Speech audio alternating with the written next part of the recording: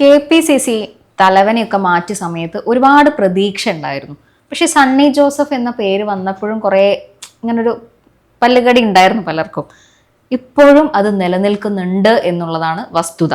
പലർക്കും ഇപ്പോഴും സണ്ണി ജോസഫിനോട് എന്തോ ഒരു താല്പര്യക്കുറവ് നിലവിലുണ്ട്. അത് പാർട്ടിക്ക് അകത്തുമുണ്ട് എന്നാണ് ഞാൻ മനസ്സിലാക്കുന്നത്. സണ്ണി ജോസഫിന് പാർട്ടിക്കകത്ത് വിമുഖതയുണ്ടോ എന്നുള്ള കാര്യം എനിക്കങ്ങനെ ഒരു അറിവ് കിട്ടിയിട്ടുണ്ടോ എന്ന് ചോദിച്ചാൽ ഇല്ല എന്ന് ഞാൻ പറയും. കാര്യം ഈ KPCC പ്രസിഡന്റ് സ്ഥാനം എന്ന് പറയുന്നത് ഒരു മുള്ളാണി വെച്ച സീറ്റാണ്. ഇത്രയും ഒരു ഹോട്ട് സീറ്റ് വേറെ ഉണ്ടാവില്ല. തുടക്കത്തിൽ ആർക്കും കഴിക്കില്ല, പിന്നെയാ കഴിക്കുക. അല്ല, അങ്ങനല്ല. അതായത് ഈ AO ഹ്യൂം എന്ന് പറയുന്ന ഒരു വെള്ളക്കാരനാണ് ഈ കോൺഗ്രസ് പാർട്ടി ഉണ്ടാക്കിയത്. എന്നിട്ട് അവർക്ക് ഈ പറയുന്ന KPCC എന്ന് പറയുന്ന കേരള ഘടകത്തിന് ഒരു പ്രസിഡന്റ് മാന്യമാറ്റി ആരെങ്കിലും അവിടെ നിന്ന് ഇറങ്ങിപ്പോയതായിട്ട് മീരയുടെ അറിവിലുണ്ട്. അതാ ഞാൻ പറഞ്ഞത്, തുടക്കത്തിൽ നല്ലോണം എല്ലാവർക്കും ഇഷ്ടമാണ് മധുര, പിന്നെയാ കഴിക്കത്.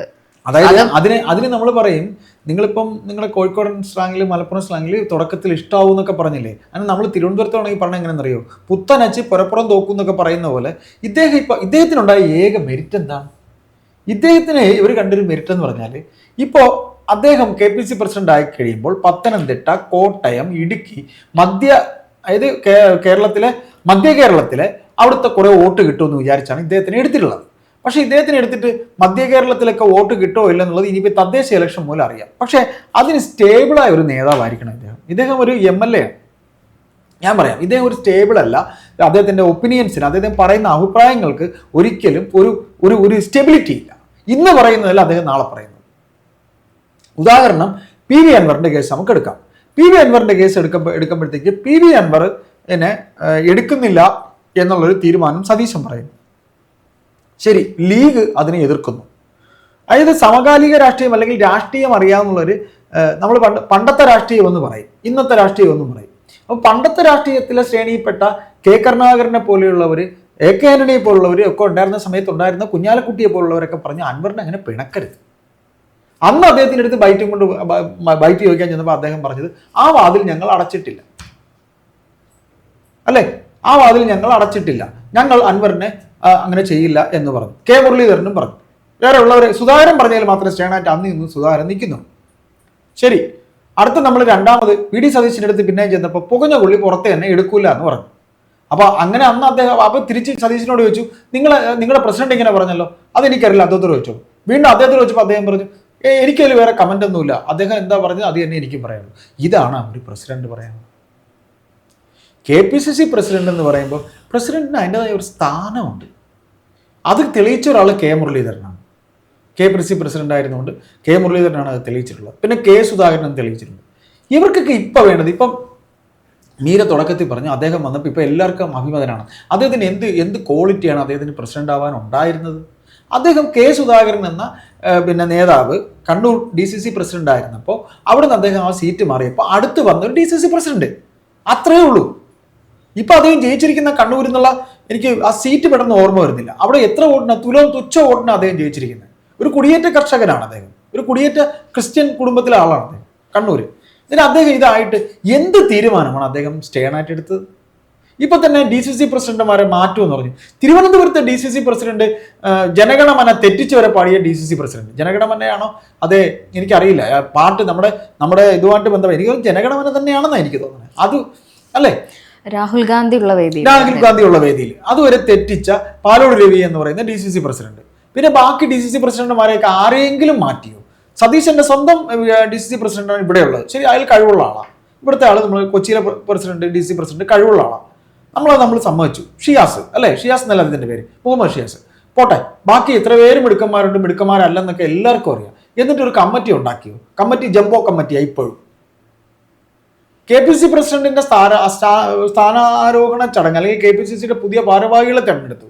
ഈ ഭാരവാഹികളെ തിരഞ്ഞെടുത്ത ചടങ്ങ് തിരുവനന്തപുരത്ത് നടത്തുമ്പോൾ വേദിയിലെ ആൾക്കാരുള്ളൂ, സദസ്യ ആളില്ല.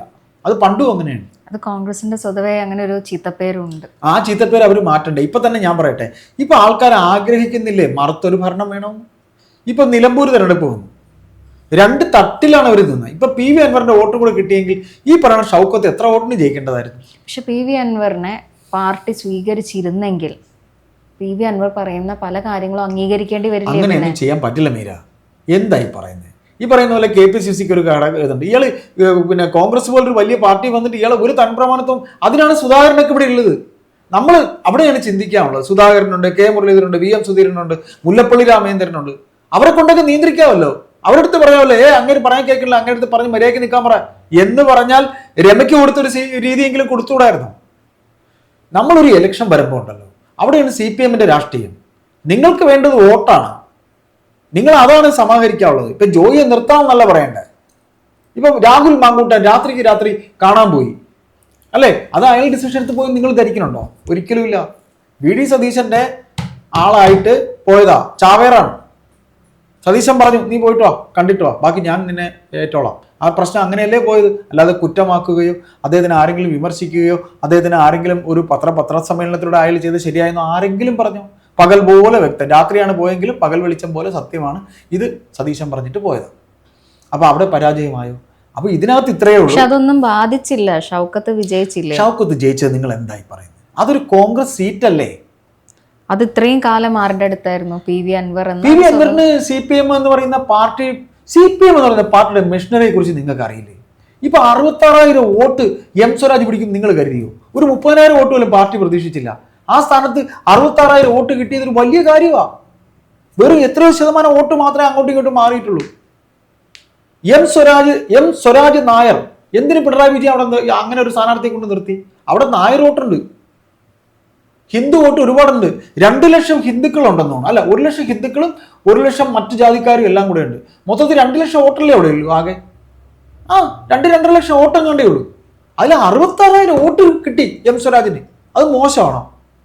അപ്പോൾ ഇത് നമുക്ക് ഇത്രേ പറയാനുള്ളൂ. നമ്മൾ KPC പ്രസിഡന്റിന്റെ കാര്യത്തിൽ തുടങ്ങി ഇവിടം വരെ നമ്മൾ സംസാരിച്ചു. നമ്മളിപ്പോൾ നമുക്ക് പറയാനുള്ളത് KPC പ്രസിഡന്റ് എന്ന് പറയുന്ന ആൾ, ഇപ്പൊ ആന്റണി KPC പ്രസിഡന്റ് ആവാൻ വേണ്ടി ശ്രമിച്ചാണ്, അതറിയാലോ. ഇതൊരു ക്രിസ്ത്യൻ സമവാക്യത്തിന് വേണ്ടിയിട്ടാണ് ഇദ്ദേഹത്തിനെ ഇരുത്തിയിരിക്കുന്നത്. എത്ര കണ്ട് വിജയിക്കുമെന്ന് ഉടയതമ്പുരാൻ മാത്രമേ അറിയുള്ളൂ. ഇപ്പൊ ഇന്നൊരു അച്ഛൻ പറഞ്ഞേക്കുന്നുണ്ടില്ലേ, അത് മറ്റൊരു വിഷയമാണ്. ഇപ്പൊ ക്രിസ്ത്യൻ വോട്ട് എന്ന് പറയുന്നത് വലിയ ഘടകമാണ്, പഴയതുപോലെ അല്ല. ഇപ്പൊ മണിപ്പൂർ ഇത്രയും ക്രിസ്ത്യൻ സമുദായത്തിന്റെ തല്ലി നടക്കുന്നുണ്ട്. ഇവിടെ ഏതെങ്കിലും സഭാ മേലധ്യക്ഷന്മാർ അതിനെക്കുറിച്ച് വല്ലതും സംസാരിക്കുന്നുണ്ടോ? ഇവർ പ്രധാനമന്ത്രിയെ കാണാൻ പോയിരുന്നല്ലോ, അവരത് പറഞ്ഞു ഇല്ലല്ലോ. അപ്പൊ ഇവിടെ കാസ ഇപ്പൊ BJPയിൽ പിന്നെ BJPക്കാരനാണെന്ന് പറയാൻ നെഞ്ച് കൈവച്ച് പറയുന്ന എത്ര ക്രിസ്ത്യൻ സമുദായത്തിലെ ആൾക്കാരെ ഞാൻ കാണിച്ചു തരാൻ വേണമെങ്കിൽ. എത്ര BJP ഇഷ്ടപ്പെടുന്ന, നരേന്ദ്രമോദി ഇഷ്ടപ്പെടുന്ന എത്രയോ പേരുണ്ട്. അങ്ങനെ ആയി. ഇപ്പൊ ജോർജ് കുര്യൻ മന്ത്രിയായി. ഇവിടെ ആർക്കെങ്കിലും അറിയായിരുന്നു ഇങ്ങനെ ഒരു മന്ത്രി, ഇങ്ങനെ ഒരു നേതാവും കേരളത്തിലുണ്ട്? ജോർജ് കുര്യൻ വർഷങ്ങളായിട്ട് നിൽക്കുക BJPയിൽ, അറിയോ? അപ്പൊ അത്ര കണ്ട് കേരള സമൂഹം, ക്രിസ്ത്യൻ സമൂഹം BJPയിലേക്ക് മാറിയിട്ടുണ്ട്. ഈ സുരേഷ് ഗോപി ജയിച്ചത് എത്ര ക്രിസ്ത്യൻ വോട്ടുണ്ടെന്നറിയോ? അവിടെ നിന്ന് ഗുരുവായൂർ കുറെ മുസ്ലിം വോട്ടുണ്ട്, തൃശ്ശൂർ എത്ര ക്രിസ്ത്യൻ വോട്ടുണ്ടെന്നറിയാമോ? 1 ലക്ഷം വോട്ടിൽ കൂടുതൽ വോട്ടിന് അദ്ദേഹം ജയിച്ചെങ്കിൽ അത്ര കണ്ട് ക്രിസ്ത്യൻ വോട്ടും അദ്ദേഹത്തിന് കിട്ടിയിട്ടുണ്ട്. അതൊക്കെ പരാജയമല്ലേ കോൺഗ്രസിന്റെ? ഇപ്പൊ ഇദ്ദേഹം ഈ ഒരു സണ്ണി ജോസഫ് വന്നെന്ന് പറഞ്ഞിട്ട് ക്രിസ്ത്യൻ സമുദായത്തിലെ അരമനയിൽ അച്ഛന്മാർ ഒക്കെ വോട്ട് അവരെ ആൾക്കാരെ കൊണ്ട് ചെയ്യിക്കുമെന്ന് നമുക്ക് കരുതാൻ പറ്റുമോ? എനിക്ക് തോന്നുന്നില്ല. ഒരു നനഞ്ഞ വടക്കമായി അദ്ദേഹം തീർന്നുകൊണ്ടേയിരിക്കുന്നു. നിങ്ങൾ നോക്കിക്കോ, ഈ ഒരു തദ്ദേശ ഇലക്ഷനിൽ ചെറിയൊരു സ്ഫുരണം കാണും. അടുത്ത നിയമസഭാ ഇലക്ഷൻ വരുമ്പോൾ എന്താകും എന്നനുസരിച്ചിരിക്കും അദ്ദേഹത്തിന്റെ സീറ്റിന്റെ അവിടെ ഇരിപ്പിന്റെ ഉറപ്പെന്ന് പറയുന്നത്. കാരണം ഇപ്പൊ പറയുന്നല്ല, അദ്ദേഹം കുറച്ച് കഴിഞ്ഞാൽ പറയുന്നത്. ഒരു സ്റ്റേബിളായ ഒരു വർത്തമാനവും എവിടെയും സണ്ണി ജോസഫിൽ നമ്മൾ കണ്ടില്ല. കുറച്ച് ഇംഗ്ലീഷ്, എവിടെയൊക്കെ കുറെ മുറി ഇംഗ്ലീഷൊക്കെ അടിക്കുന്നുണ്ട്. അതൊക്കെയാണ് പത്രപ്രവർത്തകരുടെ മുമ്പിൽ പിടിച്ചിരിക്കാനായിട്ടുള്ളത്. സഭയിൽ അദ്ദേഹം കുറച്ച് പ്രകടനമൊക്കെ നടത്തിയിട്ടുണ്ട്. സഭയിലെ പ്രകടനമൊന്നും ഒരു വലിയ പ്രകടനമായിട്ട് നമ്മൾ കണക്കാക്കേണ്ട കാര്യമൊന്നുമില്ല. അപ്പോൾ ഇതിൽ ഇത്രയേ ഉള്ളൂ നമുക്ക് സംസാരിക്കാനുള്ളത്. ഇപ്പോൾ സുധാകരനെ ഇവർ എന്തുകൊണ്ട് തദ്ദേശ ഇലക്ഷൻ വരെ പോലും ഇവർ നിർത്തിയില്ല? തദ്ദേശ ഇലക്ഷൻ വരെയെങ്കിലും അദ്ദേഹത്തിന് നിർത്തണ്ടായിരുന്നില്ലേ?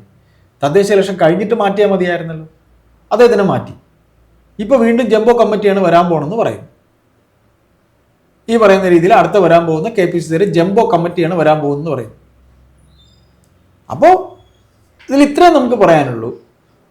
സണ്ണി ജോസഫ് എന്ന് പറയുന്ന വക്കീൽ സ്റ്റേബിളായി തീരുമാനങ്ങൾ പറയാൻ കഴിഞ്ഞില്ലെങ്കിൽ, അൻവറിന്റെ കേസ് ഒരു ഉദാഹരണം പറഞ്ഞു. പിന്നീട് നിരവധി കാര്യങ്ങൾ ഇത്തരത്തിൽ ഇന്നലെ പറഞ്ഞതല്ല ഇന്ന് പറയുന്നത്. ഒരു ഒരു ഒരു ഒരു സ്റ്റേണായ ഒരു തീരുമാനം പറയാൻ അദ്ദേഹത്തിന് കഴിയുന്നില്ല. ഇങ്ങനെ ഒരു പ്രസിഡന്റിനെയൊക്കെ വെച്ചുകൊണ്ടൊന്നും KPCC പോലൊരു സംഘടനയിൽ അവർക്കൊന്നും ഈ ഇലക്ഷനെ ഒന്നും നേരിടാനൊന്നും പറ്റത്തില്ല. ഇപ്പോഴും പല തീരുമാനങ്ങളും എത്തിയിട്ടില്ല. DCC പ്രസിഡന്റുമാരെ മാറ്റിയിട്ടില്ല, കമ്മിറ്റികളിൽ ചേഞ്ച് വരുത്തിയിട്ടില്ല. ഇപ്പോൾ തദ്ദേശ ഇലക്ഷൻ വരുമ്പോൾ PJ കുര്യൻ പറഞ്ഞില്ലേ എന്ത് തെറ്റ്? PJ കുര്യൻ പറഞ്ഞു, നിങ്ങൾ ഒരു ബ്ലോക്കിൽ പോയിട്ട് 25 പേരെങ്കിലും നിങ്ങൾക്ക് കൂട്ടി പറയാൻ പറ്റും. ഇപ്പം നിലമ്പൂർ പോയി നിലമ്പൂർ പോയിട്ട് അവിടെ വ്ളോഗ് പരിപാടിയാണ് നടത്തിക്കൊണ്ടിരുന്നത്. ആര്? ഈ പറയുന്ന മാങ്കൂട്ടവും മരക്കൂട്ടവും ഒക്കെ അവിടെ ചെന്നിട്ട് എന്ത് ചെയ്തു? പി കെ ഫിറോസ് പറഞ്ഞു, പിന്നെ DGP, ഇപ്പോഴത്തെ DGP ഉണ്ടല്ലോ റവാഡ സ്പീക്കറെ കാണാൻ വേണ്ടി പോയ കൂട്ടത്തിൽ സ്പീക്കറുടെ തൊട്ട് ചെന്നപ്പോഴത്തേക്ക് അവിടെ ഇരിക്കുന്നു കാരായി രാജൻ. ഇതിനെ ഒരു സമരമാക്കി മാറ്റാൻ ഇവരെ കൊണ്ട് കഴിഞ്ഞു. ഇത്തരത്തിൽ നിരവധി കാര്യങ്ങൾ ഇവിടെ KPCC കൂടെ ഇടപെട്ട് ഇവിടുത്തെ യുവജനങ്ങളെ കൊണ്ട് സമരമുഖത്ത് എത്തിക്കേണ്ടതില്ല. അപ്പൊ ഒരു കോംപ്രമൈസ് രാഷ്ട്രീയമാണ് ഇവിടെ നടന്നുകൊണ്ടിരിക്കുന്നത്, അല്ലേ? അപ്പൊ PJ കുര്യൻ പറഞ്ഞത് സത്യമാണ്. PJ കുര്യൻ പറഞ്ഞത് സത്യമാണ്. എന്നിട്ട് അതിനെ രാഹുൽ മാങ്കൂട്ടത്തിനെ അനുകൂലിച്ചുകൊണ്ട് ഇദ്ദേഹം തിരിച്ചു പറഞ്ഞല്ലോ, അതിനെയും സപ്പോർട്ട് ചെയ്തുകൊണ്ട് പറഞ്ഞല്ലോ. ഇവർക്ക് എന്താ രാഹുൽ മാങ്കൂട്ടത്തിനൊക്കെ പേടിക്കുക, VD സതീശനെ പേടിക്കുക? അതാ ഒരു KPCC പ്രസിഡന്റ്. അവിടെയാണ് സുധാകരൻ എന്ന് പറയുന്ന നേതാവിന്റെ ചങ്കൂറ്റം എന്ന് പറയുന്നത്. ഇനിയിപ്പോ സ്ഥാനാർത്ഥി നിർണയം വരും. നിങ്ങൾ യുവാക്കളെ നിർത്ത്, കൂട്ടത്തിൽ കഴിവുള്ളവരെ നിങ്ങൾ കണ്ടെത്ത്. അത് നമുക്ക് കാണണം. KPCC പ്രസിഡന്റിന് നിർണായകമായ പങ്കുണ്ട് സ്ഥാനാർത്ഥി നിർണയത്തിൽ, അല്ലേ? ഇപ്പൊ വിഷ്ണുനാഥ് വന്നു, ഷാഫി വന്നു. ഇവരൊക്കെ ഇദ്ദേഹം ഉപയോഗിക്കണം.